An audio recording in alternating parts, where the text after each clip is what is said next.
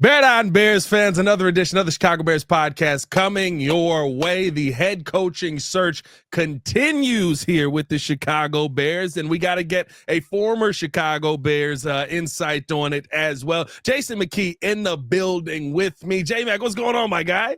Man, everything's good. Recruiting season, man. So, trying to get my seniors in college. My young kids are starting to get opportunities and coaches coming in to evaluate them. So, I know the Bears have a head coaching search going on right now, which we'll get into with our special guest. But as a high school head coach, the season doesn't end as well. But I always make time for our Chicago Bears podcast. J-Mac, when's your interview? Now, they're getting everybody else on the list. They might as well throw you out there, brother. The only person they didn't have on the list, they didn't have Olin Kreutz. They didn't have me. They didn't have Happy Gilmore. I wanted to see Happy Gilmore's name on there. Man. Pat, you need to throw your resume up there. Pat, I'm bringing you along as my director of media, you know what I mean? Director of marketing, all media content, Pat the designer. We're doing, and that's what my name's going down as. I'm not putting my last name on it. It's going to say Pat the designer on the plaque. Hey, man, we got to welcome a special guest into the show. We had him on last year when the Chicago Bears were trying to figure everything out with the quarterback position, and we love having him back here. 30-plus years as an NFL scout in the NFL. He's been the scouting director for the Chicago Bears. He's been a big part of a lot of things that have happened with this franchise. Got to welcome into the show Greg Gabriel back to the show. Clap it up for Greg Gabriel, ladies and gentlemen. Sir. Greg, what's going on, my guy? How are you? Hey, having a good time. J-Mac, I got one question for you. We were just talking in that lead-in about, they haven't called you for the interview yet. I think Georgia's going to want you to win a state championship first, and then you'll go right to the top. Oh, yeah, we do, man. That's the goal, man. It's a tough league, man. High school football in the state is awesome. A lot of great teams, a lot of great history, a lot of great. We're in a tough conference. We're in the premier conference. I keep telling Pat that, we're in the best conference in the state. So. It's always a playoff atmosphere every week, and I love every minute, every second of the grind. I love it to death. So, before we get into Bear stuff, I got one question because I've been thinking about this for a while. Let's do it. You used to always play Joliet Catholic, yeah, and I know they weren't on your schedule this year. What happened with that? Because it's both the Carmelites and So. I always mess with Tom Thayer. I tell them they're running from us. We play everybody. We played the Loyola this year. We played Mount Carmel last year, but for some reason they weren't on our schedule, so they haven't been on our schedule. They ducking, J-Mac? You saying they ducking? I think so. But no, it's 2-year contracts with teams that you play. So as one team gets a home, both teams get a home game, both teams get an away game. So I'm sure that when they do the realignment and they rotate the schedule, we'll get them guys again. Hey, listen, now I'm coming to that game when they put that back on the schedule. Say it's there right here. Y'all ducking. Stop playing with Jay. I gotta travel with him, and he talks trash all year. So I gotta, that's definitely a game you want to be at.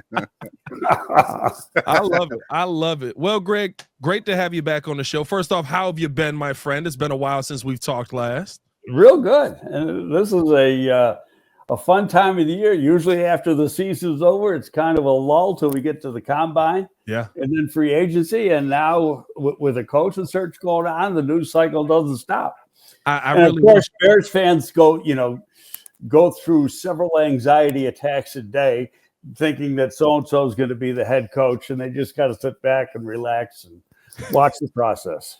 I really wish we could be talking about the playoffs and not finding a new coach or a new quarterback or a new GM or a new president every offseason. But I mean, listen, it is the whirling conversation right now. When you look at the list of candidates that's out there, I want to start with this. The talk about having too wide a search. You've been in those rooms where the coaching searches are. Is there such thing as too big of a search? Are the Bears looking in too many places for head coaching candidates when you've got a Matt Kafka making his way on the list? Well, I mean, that's an interesting name because that's a guy that's interviewed for head coaching jobs in the past and was considered a hot name and was an Andy Reid disciple. But really, I think what changed, if the rules were the way they used to be, you'd probably see 8-9 names. But they changed the rules, and except for Vrabel, which he was out of the league so they could do things differently, they can't hire anybody for a few weeks. So you got time. You might as well talk to a lot of people, and a lot of these interviews really don't mean a whole lot. They're really collecting information on players, on coaches, on schemes, and just filing in a notebook, but they aren't serious candidates. They're never going to say that, but that's what's going to go on. So, the national media can sit and laugh at it all they want. I don't see anything wrong with it because of the way the whole program is set up this year, and the league set that up. In the case with New England and Vrabel, Vrabel's out of work, so he can sign a contract with whoever as long as they complied with the Rooney Rule requirements. And they, that was a sham. And it's too bad because one of the guys they interviewed was a friend of mine, friend of Jason's in Pep. And I'm in reality, I'm a little disappointed with Pep because that's one thing he told me never do. Yet he did it. And neither one of those guys were real candidates or strong candidates. Pep hasn't coached in the league in 2 seasons now, and I think the reason he did it was that he wants to. He's out of contract now with Houston.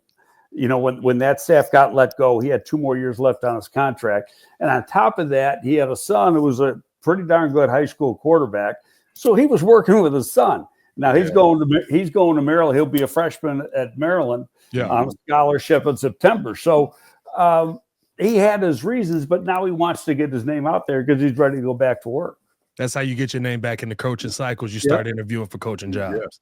Yeah, Greg, I want to talk about this. So in 2003 was my first year here in Chicago. Went through a coaching change. We had Coach Dick Duran, and then obviously the coaching change. We ended up with Lovie Smith, and you were a part of that process, the interview process, and aiding in that process to get Lovie Smith here and vetting out coaches and a part of the interviews.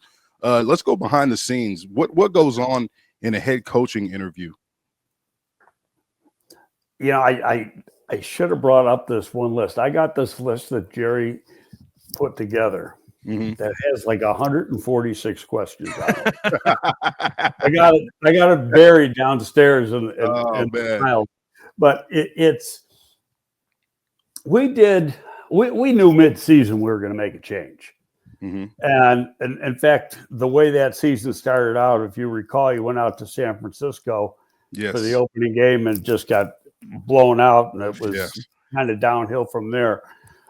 So we started doing, not only am I going out on the road looking for players for the next draft, but we started doing a lot of research on prospective coaches, making calls, talking to people, finding out about people. And there was also these videos that the league puts out.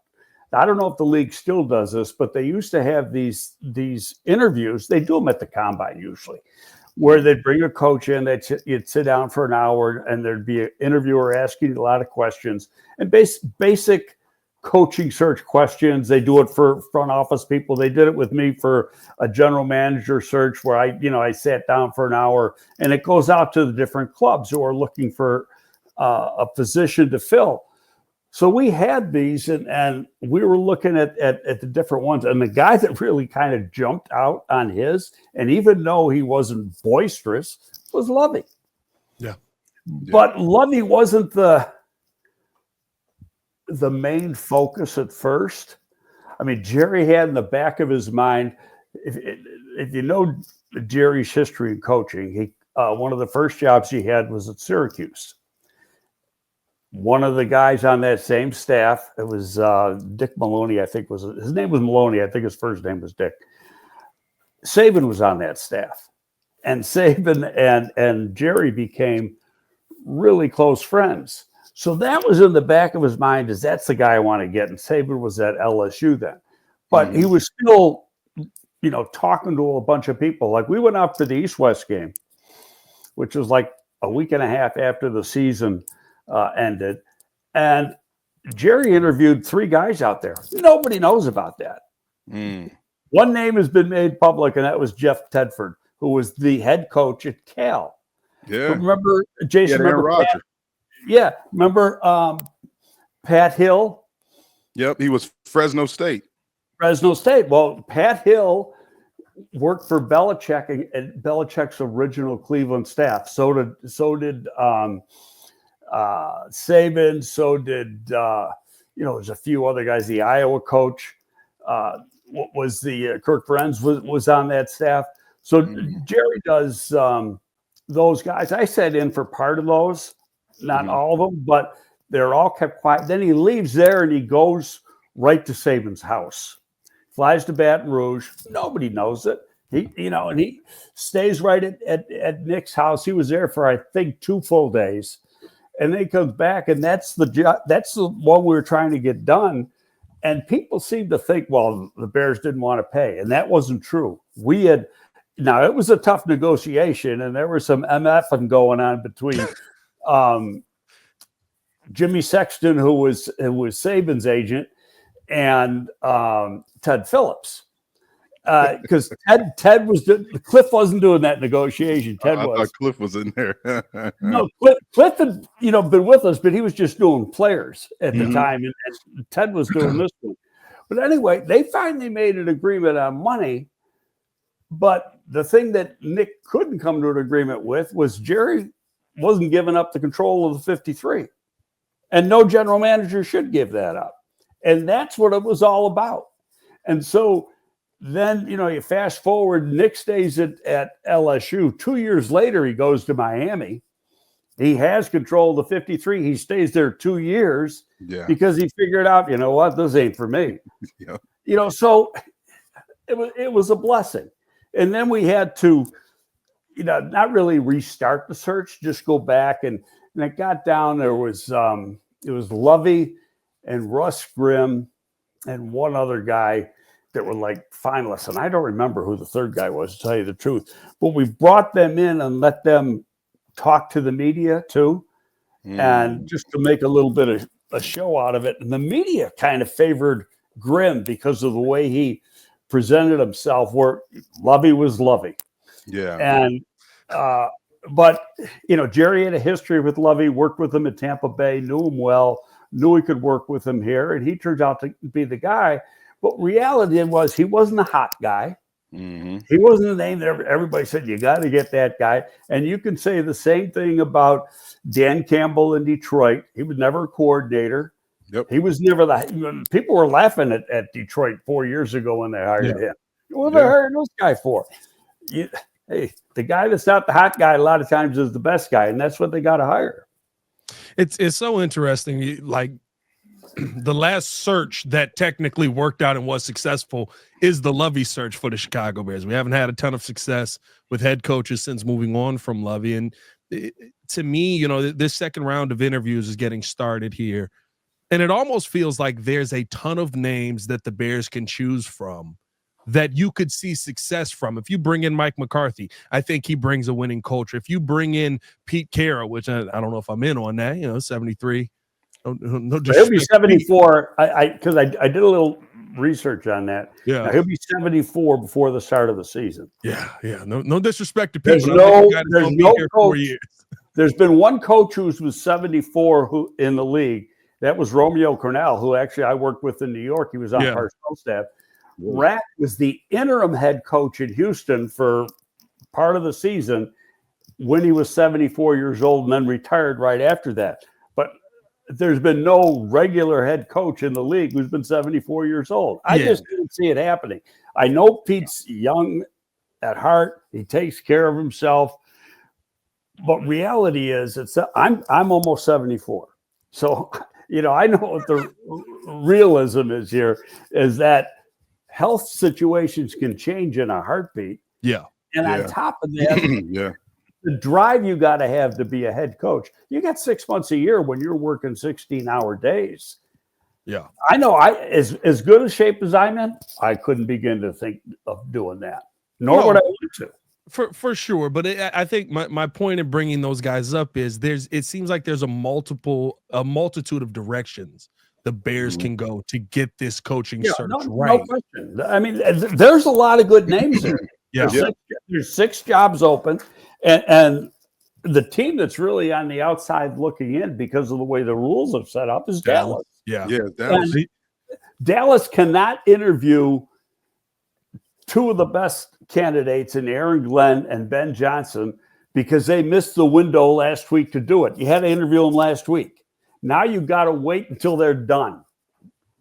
Yeah, it's so interesting seeing how this could actually play out in the Bears' favor with them, excuse me, interviewing Mike McCarthy today.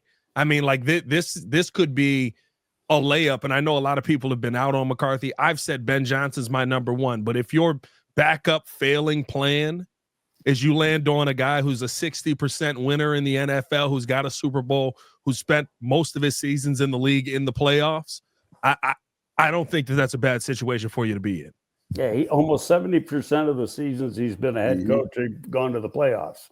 Yeah, he's proven, and that's my next question for you, Greg. Like when you look at the current state of the Bears, right? You look at the roster, and I know we can't get into who's going to be returning. You know, we know the key pieces, the main guys that they have returning in that building.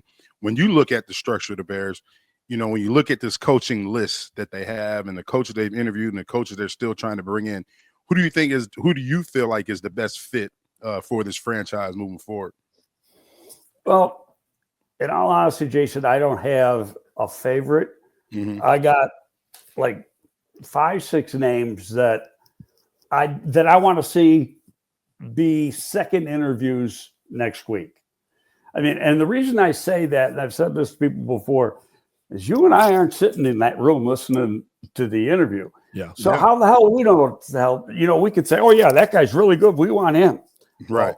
Well, like I said a little while ago, how do you know he's really good? We've seen guys. Perfect example. The real hot name a few years ago was Robert Saleh. Remember, I mean, that's the Messiah's going to the Jets and going to be the great head coach. What happened? Yeah, they ran him out of town. So how much does the situation you put the coach in matter as well, right? Because the one thing that I'll say, listen, I don't think that Matt Eberflus is a great head coach. You also never gave his offense an offensive line for it to work with. I think that's very important for quarterbacks in this NFL. Just ask Sam Darnold for what he saw. You also, when you look at the defensive line, we had questions the entire tenure he was here outside of the 1 year you brought Montez Sweat. How much of it is not just, hey, you got to get this head coaching right, but the Bears have to change their mindset on going out and getting the right players at the right position. We had all the wide receivers in the world, and Caleb spent 68 times this season on his back. Right. No, you got, I mean, I've always been of the philosophy that you build from the inside out. And so you got to take care of the lines. And Jason knows this. I mean, our offensive line when Jason was here was tremendous. But the thing is, we didn't draft Olin was the only draft choice, and we didn't draft him. We inherited Olin. All those other guys were free agents that we brought in. And we did. There's different ways you could do it. Now, in fairness, we didn't have to spend for those guys. We had really good players.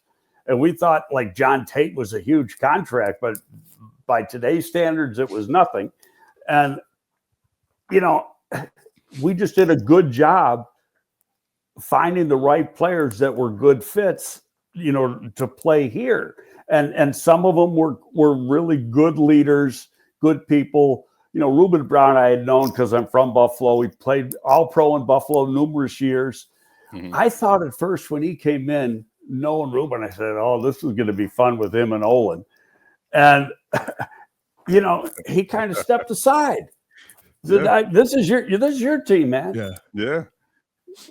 I think when you look at it too, and like what Pat's saying, Greg, you look at the GM, the scouting department, departments that you were all a part of is very vital to the success of the team, but only vital to the success of the head coach, right?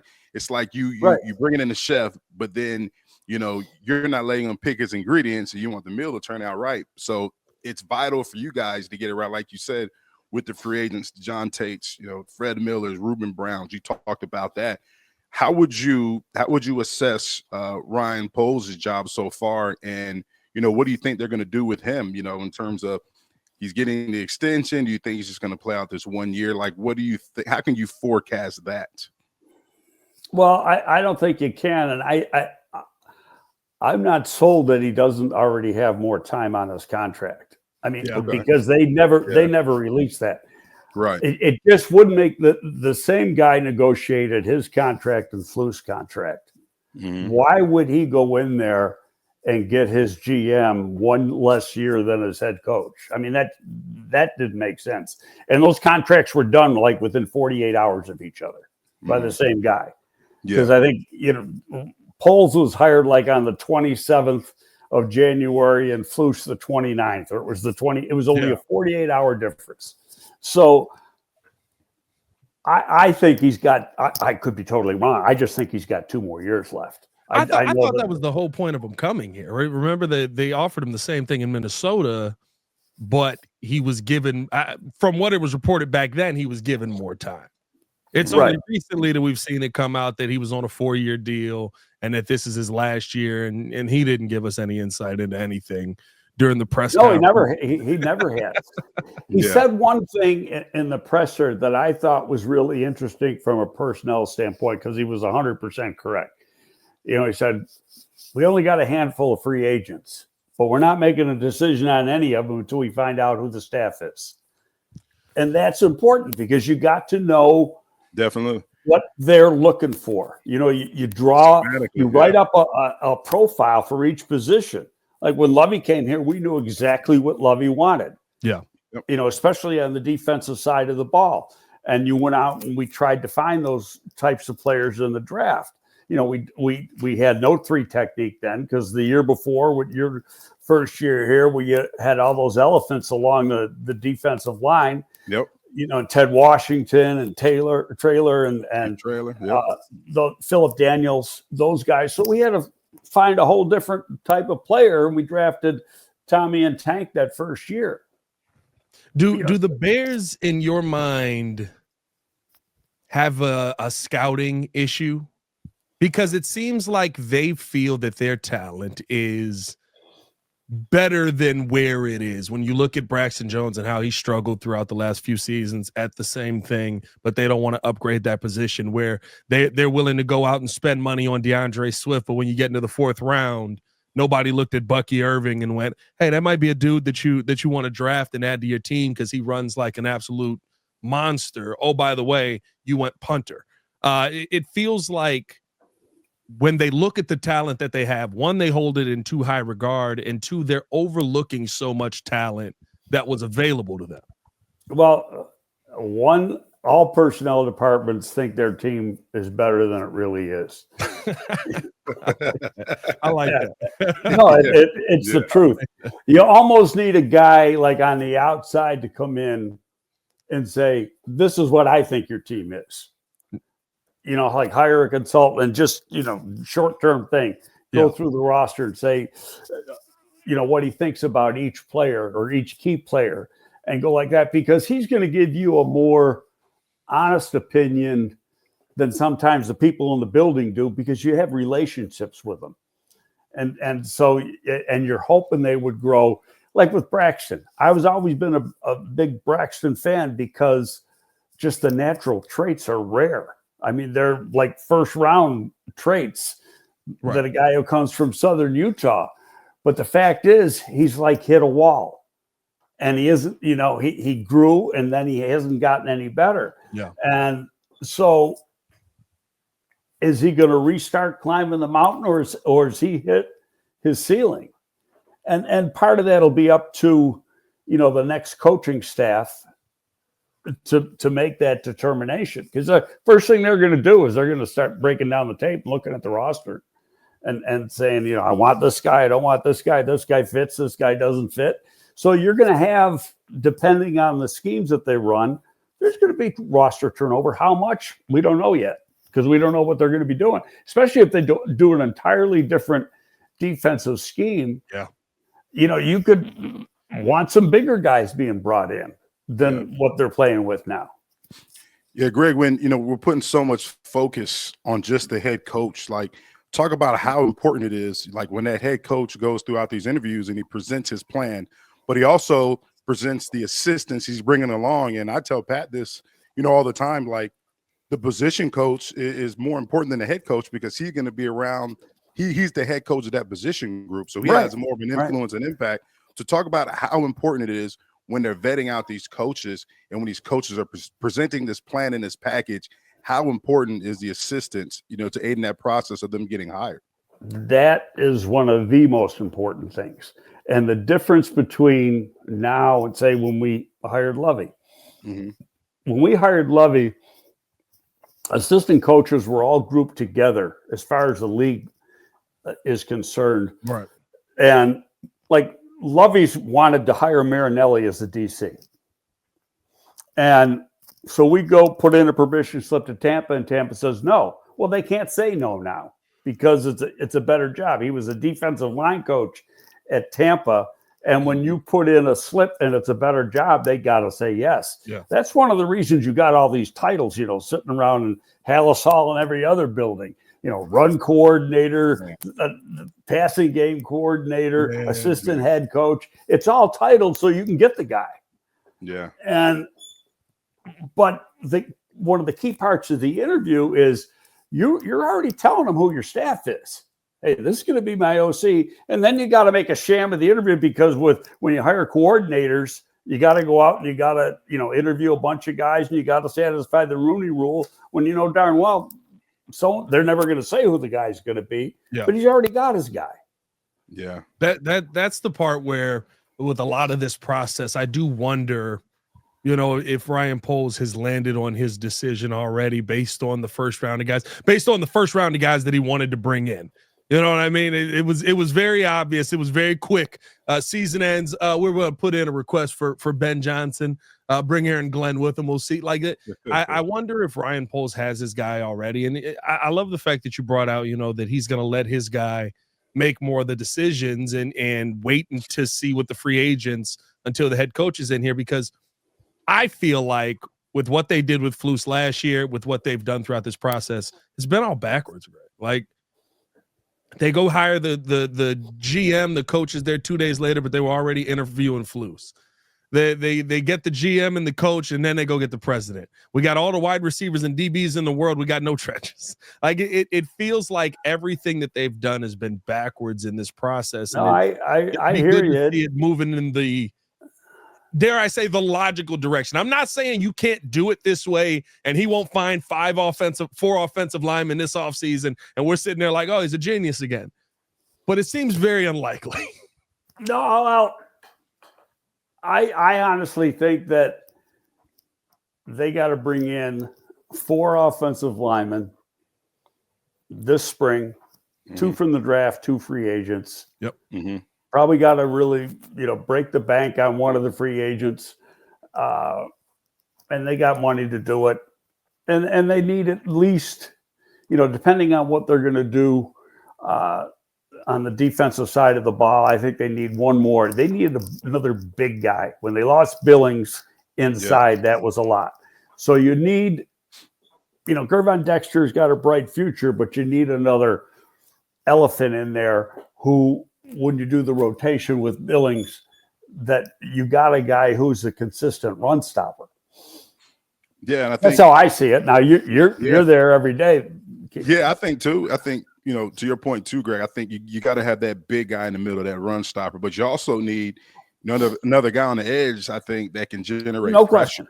Because, in this defense, as similar to the one that we had guys that could rush the passer. We had Alex Brown, you had Wale, you had Mark Anderson. They tried to do it via young guys, Austin Booker, and then they, you found a gem in Daniel Hardy. But, I think, you hear Coach Washington at the end of the season talking about rush and cover, right? Well, those guys are covering forever because there's no pass rush. Like there's no rush at all. So I think a lot of holes to fill. But I think when we hear a lot of these guys, right, throughout their interviews into the season, and even during the season, they talk about, they need more accountability, they need more discipline. When you look at this list, who do you think would be the fit in terms of the accountability factor, being the disciplinarian? You keep hearing that leader of men. Like, okay, who do you one of the names I want to see be a second interview guy was interviewed yesterday, David Shaw. Okay, now that's a guy I've seen him coach a few times. I've met him once. Pep worked for him for a long time. Yeah, he developed Andrew Luck. He's coached 9 years in the league. Now, he hasn't coached in the league in 19 years, but he coached 9 years in the league. He comes from an NFL family. His dad was a lifer NFL guy, so, but he ran a great program at Stanford, which is a very difficult place to win. And he won there until the end because you can't get guys in there. It's like you got an Ivy League school and you're trying to compete with the big guys in college football, and the school won't go along with you. Yeah, and that's why he left. He finally, the administration's making promises to him. Yeah, we're going to lighten it for you so you can get guys in. And then, no, we're not. He can't get in, and he's got no players. So he stepped away. Now he's working for the Broncos in personnel, and I think he just wanted to get a good feel. But if you recall, you go back a few years ago, he was on the list every year, and he was going to be the hot guy. And this was only like 3 years ago. And he turned down every single interview. So, no, I'm staying here. I think now he's ready. So if he's got that fire, he checks the boxes. He's a disciplinarian. He runs a tight program. Somebody said, well, describe him. And I kind of said, it might be Lovie on steroids. That type of personality. I'm sorry, what? You just set the Bears fan base on fire. Why'd you drop that name? No, I mean that's my point of view only because I've seen the guy in action. Yeah. And I know people that have worked with him, and the players that have come out of the players he turned out. Now it's not that he had a ton of players because that's Stanford. But the players that he turned out that came into the league are damn good players. Yeah, McCaffrey too, right? Was McCaffrey with him, or was it before? Yeah, No, McCaffrey with him. Oh, he's with him, yeah, because he had Luck, McCaffrey. He had He's only not been to Stanford this past 2 seasons, 23 and 24. He was there in 22. Yeah, and they ran a pro style offense too. They had a fullback. Yeah, his offense is Pep was his OC, and then the Colts draft Andrew Luck. And they right away hired Pep to be the OC. Right. And, so he ran pretty much the same offense in Indianapolis that he ran at Stanford. And he, threw for 4,000 yards his rookie year, had all the success. And, so it's changed. And when I was working with Pep and the XFL, I said, is your offense now still David Shaw's offense? He goes, well, I tinker with it, to get it more up to date with what's going on. But yeah, the base of it is still the same thing. Only question I would have with Sean, it's a question I have with a couple of the candidates on the list, right? And I would ask y'all this: is there a point where, while yes, he's still been a part of the game more recently, where it kind of starts, your system gets outdated, the game starts to pass you by as you stay away from it in that capacity? Because to me, when I look at David Shaw's offense, it's not an offense I want with my young star quarterback. I know exactly what you're saying, Pat, and I agree with you.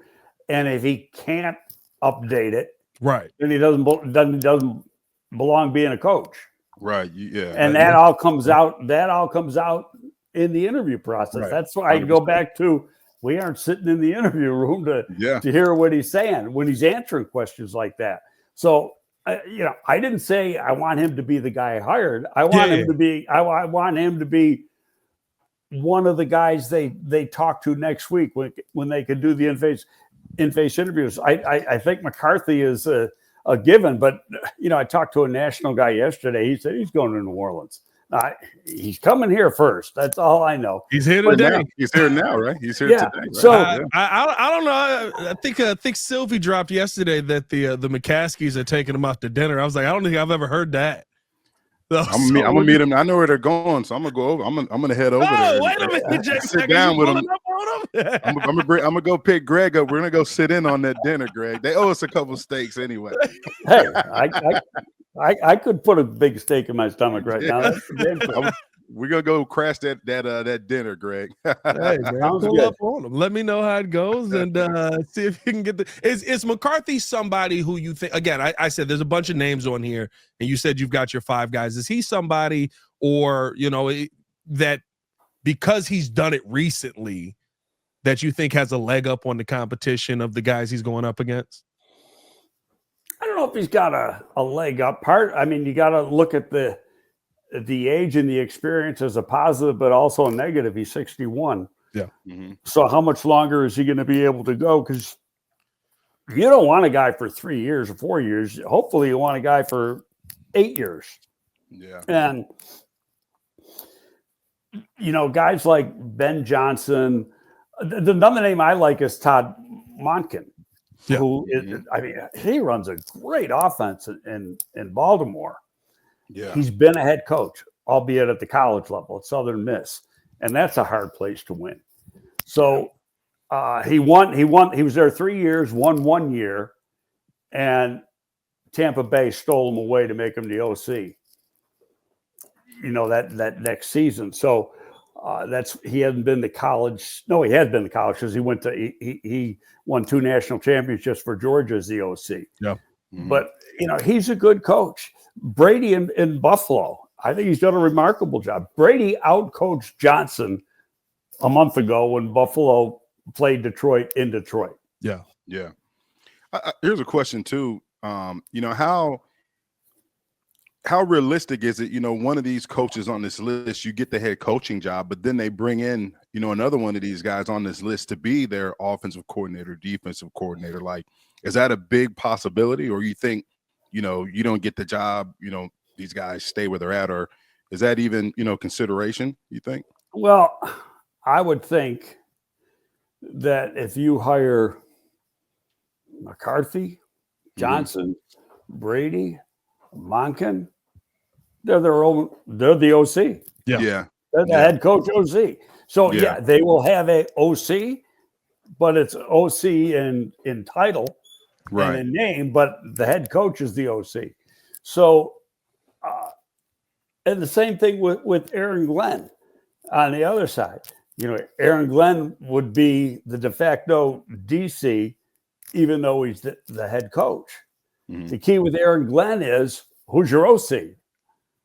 Yeah. And if it isn't a name that really jumps out and he explains that, then that hurts his candidacy. Mm. Yeah. Yeah. Mm-hmm. I think what's going to be interesting too is I love that J-Mac brought this up, because I do think there's some names that have been brought in, and we know how at least how the Bears have operated the last few years. It seems like they will take some of these guys and interview them and say, hey, we know you're going to pick your guy, but I've got this great guy that you've never worked with that knows how to call a defense. And one name that stood out to me that I don't know if he's going to get the head coaching job, but Ron Rivera. I mean, you got an opportunity to bring Chico in and talk with him and of course, be around him. What would he bring to this team, either as a head coach? I don't know if that's going to be the situation here, but he was a DC for this Bears team. And Lance talks about him as listen, we were aggressive and we were going to get to the quarterback when he was here. I remember, in fact, the GM at Carolina called me. He had gotten down to 2 finalists, and both of them had worked for us. Yeah. It was Ron and Perry Fuel. Remember Perry? Yeah, Perry. Yeah. Okay. Yeah. So, and he called me and said, what do you think? And I told him a story about Ron, and you probably remember this. I think it was the first practice or first padded practice down at Bourbonnais. And we weren't that far into it. And Ron didn't like what was going on. And he just brought all the defense over and ripped them a new a-hole. Like right away, we said, damn, that guy's good. I mean, and then like the whole tone of practice changed after that. You remember that at all, J-Mac? Yeah, Ron was very fiery, man. He's just such a smart mind defensively. And, like Briggs said, like our defense was aggressive. People talk about takeaways and stuff like that, but, Greg knows our defense practices it every day. I mean, running backs, we would be walking back to the huddle, you know, and with they'd the be stripping football. the ball from you. And Peanut would punch the ball out. And I remember T. Jones would be trying to choke Peanut because he's like, you know, get away from me. Like you're in the huddle, and Peanut's in the huddle with you punching the ball out. But that was the culture. So people throw out that word culture and standard, but if you're not living and breathing that, because culture is a living thing, like it's you have to, you know, it's a living thing. You have to, it lives and breathes, but it infatuates your football team. If you don't understand that, then you're not going to be successful. It's just a word.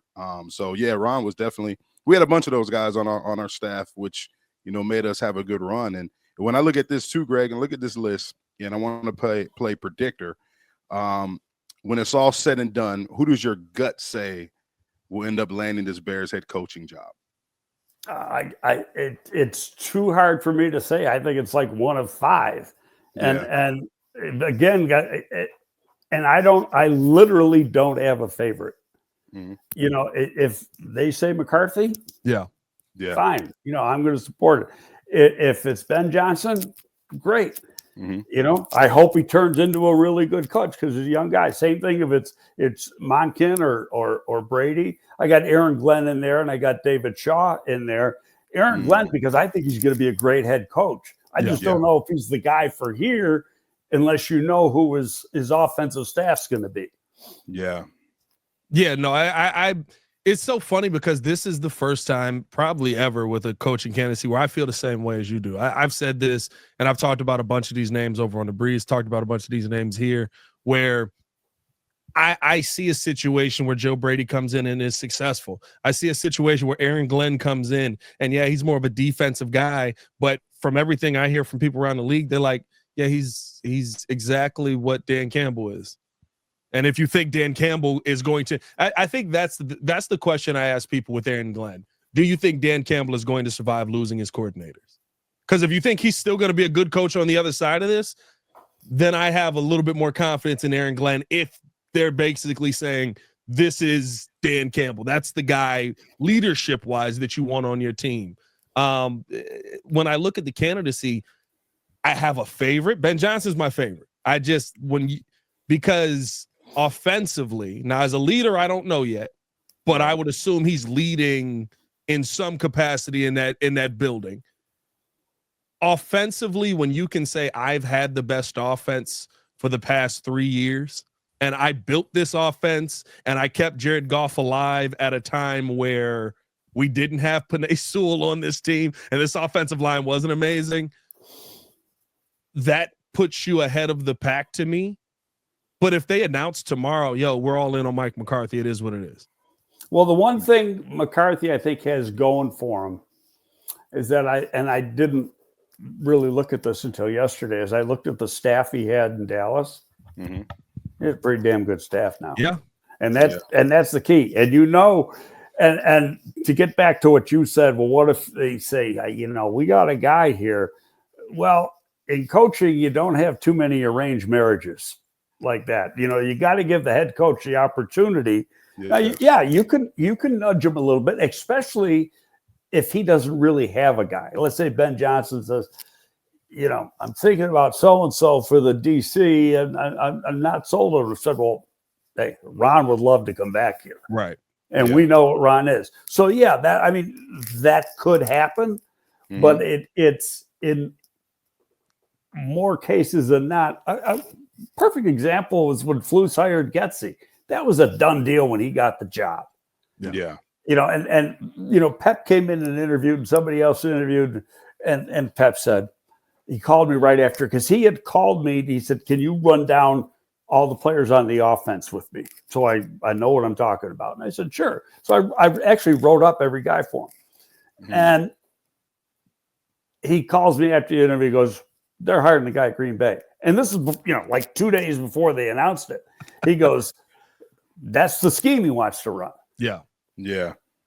It's the only reason I say I feel like that may be something they're doing with the interviews, though, Greg, is because I look at Matt Eberflus, and you've been in the NFL longer than I've been alive, right?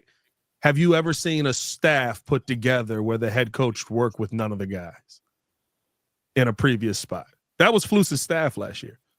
He'd never worked with Waldron. He'd never worked with Washington. Never worked with Thomas Brown. Never worked with the only guy he'd worked with that from the staff before is Simo, who was the offensive lines coach, and he promoted him to the running backs coach.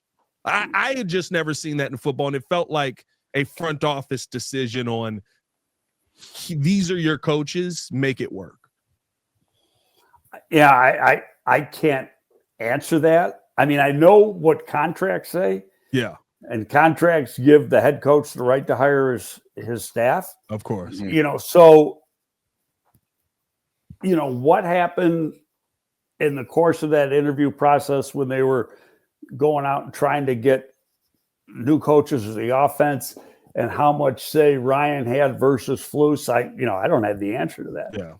Yeah. Have you seen that before though, where like it's a staff made up of guys like that you've never worked with before? The only time I saw it, and really it was with Flus, was when Ballard had a deal with Josh McDaniels that's right. to coach down in Indy, and of course he walked out on it, and Chris brought in the defensive staff, and he brought him in while McDaniels signed off on all of them, but New England went to the Super Bowl that year, and so Chris was hiring the staff, and these guys are all under contract, and then and announced, like Flus and about 4 or 5 other coaches already been announced. This guy's going to be the coaching staff, and then McDaniels says, "No, I'm not coming," and then he kind of said to Frank Reich, "These are the guys you're taking."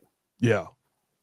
But that actually, you know what? I didn't even think about that. It's what Flus came from. He probably didn't even have a problem with it. It's what he got his job as. So he probably was like, I don't care. Pick the guys. I'll go get them. I think too, you can look at it like this too. I think, coaches, they see other coaches work. Obviously they've coached against them too. They can always look at it and say, I like the way he calls a game offensively. I want to bring him in as my offensive coordinator if I ever have the opportunity. So I think plays a part in it as well. In terms of, you talk about Flus not hiring his own staff, but I think, coaches admire coaches from afar, and he just said, hey, if I have an opportunity to work with him or bring him in on my staff, I would like to do it because I like the way he works. I've heard good things about him. So I think that could have been the case with Flus too. But normally you have a relationship, with these coaches because it's bigger than the X's and O's and schemes. Like you got to have people in there that you can trust, you can rely on, because obviously at the end of the day, despite what they're doing, you're the head coach, so it all falls back on you. So their failure can be. If there's one thing I learned is that a lot of times you're like, Jerry and I worked together in New York long time previous to when I came here, like almost 20 years earlier. And then he goes off to Tampa, but I knew if he got the job, I was getting the job because we had already, talked about it. But you can't hire a guy because he's your friend. You got to hire a guy because you trust that he can do the good job.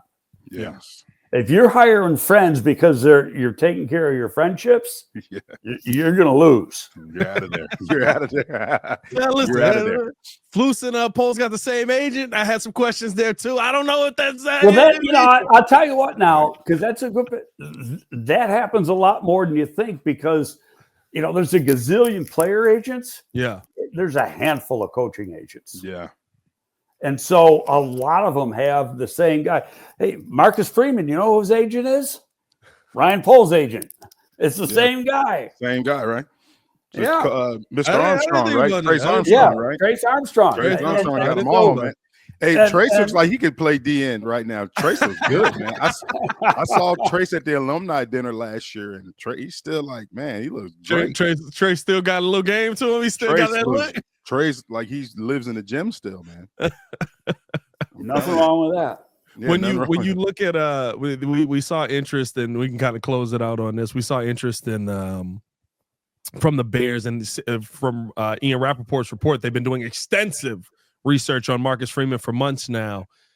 If he wins this national championship here, was it Monday they play it? Monday night. Is there any chance that he leaves Notre Dame? I mean, you know how winning at Notre Dame. You're a god now in South Bend. Yeah. I don't think, my own gut feeling is if he does interview, nobody's going to know about it. Yeah. Okay. But I don't think he'll interview. And Notre Dame is one of the 4 or 5 best college coaching jobs in America. He just got a huge extension that, by the way, has a huge buyout to go along with it. Yes. I think I just can't see him being a pro coach. He's never, we drafted him. Yep. I don't know if you remember him. I remember 09, right? Fifth round. No, Yeah. 08. Oh, wait, right? 08? Was it 08? And he wasn't very good. He didn't live up to his expectations. A great athlete. I mean, he checked all the boxes as far as size, speed for a will linebacker. He could run. He was like a 4.52 guy. Yep. But we got down to the nitty gritty of cutting the roster and putting together the practice squad. We didn't even want to bring him back on the practice squad. Yeah. But that has nothing to do with coaching because he found his niche. Yeah. Yep. And he's really good. But, he was at like 3 different clubs, 2 after ours. I don't remember who they were. I think one was Buffalo. Never more than practice squad. And it was just that 1 year. Then he got into coaching. He's never coached in the NFL. He's only been a head coach for 3 years now. Yeah. But he's he's a young guy. He's 39 years old. Yeah. And I think that he's really great with those 18 to 22-year-olds. What's he going to be like with a 28-year-old or a 30-year-old? Yeah. Yeah. The only thing I wonder is, and I'd love to get y'all opinion on this, has college become pro sports to the point where they kind of know how to deal with the guys who are making money now? Because that was always the knock on college coaches. Well, how you going to deal with a dude that's making more than you are, that's making money as well, and can tell no? Now it's like, well, yeah, but we just got Caleb Williams, and he had a $5 million NIL deal. You know what I mean? I'm dealing with a pro athlete back here. It's different. There's no question. I mean, there's guys that are making a lot of money now playing college football. Yeah. And that's actually, for the college game, it's keeping it in school longer. Yeah. We'll find out in 3 days how many underclassmen are coming out. Today's the last day that you can declare for the draft, but they give you like 3 days to change your mind before they release the list. So it'll be like the 17th or the 18th, the league will release the list. But the number really dropped last year, and I'm interested to see if it drops even more. We had, for years we were getting 120, 130 guys, and last year it was like 65 or something. And I think it might go down again this year, and it'll weaken the draft for a few years, but then it'll, once it evens out and catches up, then it's actually going to be better for the NFL because these guys are playing more and learning more playing college football. Yeah. If that makes sense. I mean, and instead of they're playing games and starting instead of sitting on a bench watching. Yeah, no, 100%.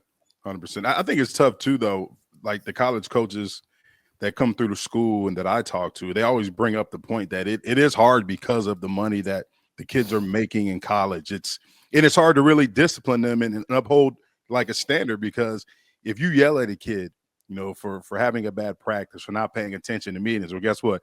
That kid's going into the portal, So they said it's been difficult to really coach the kids just because they have that option now, and they're getting paid on top of that. But on the flip side, like you were saying, Greg, you get a guy like a Bo Nix who had a good rookie year, who's more prepared because he had the opportunity to stay in college. And then when he comes into the NFL, everybody's surprised at how well he's done. But look, the amount of snaps that he got in college. He had more. He was a 5-year starter in college. Yeah. He had more snaps than Caleb Williams. So it's more. Caleb was a 2.5-year starter. Yeah, so he's 5 whole seasons. Yeah, so talent-wise, J-Mac, I read a thing today that I thought was interesting, and who knows if it's really true. But Coach Coach Prime, kind of holds his guys accountable. You aren't going to class and you aren't getting certain grades, we're withholding the money. Oh no, that's facts. He said that in a he puts everything on the social media. He said that in a then one of the first team meetings where he was like, "Hey, we fining you. If you wear slides, fine. If you not in class, fine." Like that's kind of what I mean though. That feels like a Tom Coughlin pro organization type of situation, not something we're used to seeing in the college game.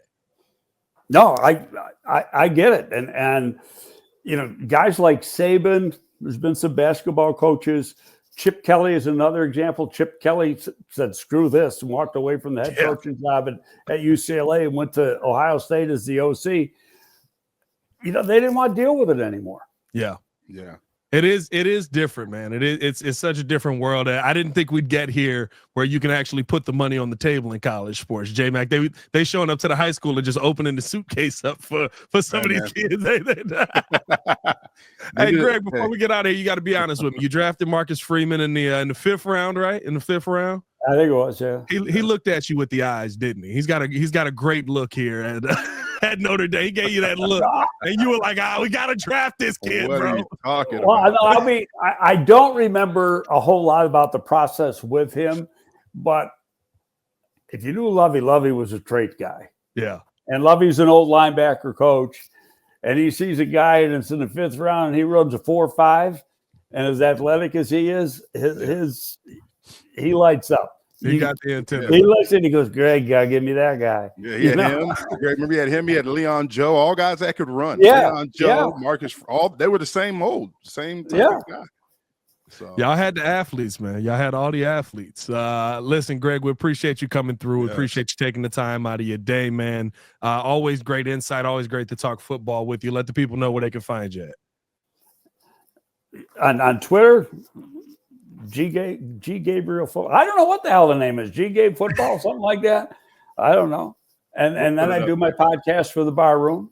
Oh yeah. G Gabe football on Twitter. Of course, check out the podcast over on the Bar Room Network with Greg Gabriel, man. As always, we appreciate you coming on the show for Greg Gabriel and Jason McKee. It's your boy Pat the Designer back at it again. Y'all let us who you think is going to be the next Chicago Bears head coach. Let us know in the comments below. Y'all stay safe out there, Chicago. Bear down, one love.